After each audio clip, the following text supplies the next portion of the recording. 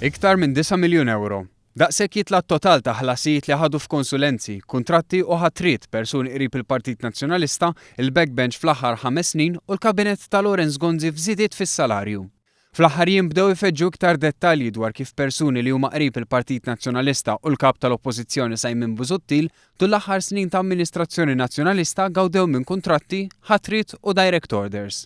Nhar il-Ħadd it-Torċa rrapportat kif kumpaniji li fit-tmexxija tagħhom kien hemm involut il-Kap Nazzjonalista Sajmin Busuttil flimkien ma' numru ta' persuni viċini ħafna tal-Partit Nazzjonalista ingħataw mal-4 miljun u nofs f'konsulenzi u ħatrit tal-Gvern.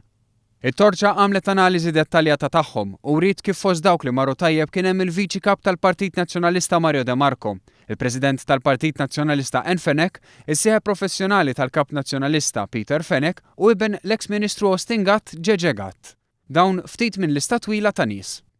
Il-Ħadd kien żvelat ukoll il-backbenchers tal-Partit Nazzjonalista ħadu b'kemm jiswew 2 miljun euro fuq 5 snin. Dan wara li nħatru bħala assistenti parlamentari, ċermen ta' komitat u anke entitajiet pubbliċi.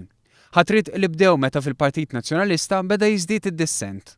Ma dawn wieħed irid iżid ukoll 1,300,000 euro li ħadu f'żieda l-Kabinett. Dan wara li ddeċidew li jżidu lilhom infushom iktar minn 500 euro fil-ġimgħa. Imbagħad kienet żvelata wkoll il-paga li kien jieħu Richard Kakia Caruana. Fi żmien Gvern Nazzjonalista Kakia Caruana kien jitħallas fuq skala wieħed taċ-ċivil, anke jekk ambaxxaturi oħra kienu jitħallsu fuq skala 3. Iktar minn hekk wara li kien sfiduċjat mill-Parlament, Kakia Caruana daħħal ma' 380,000 euro oħra.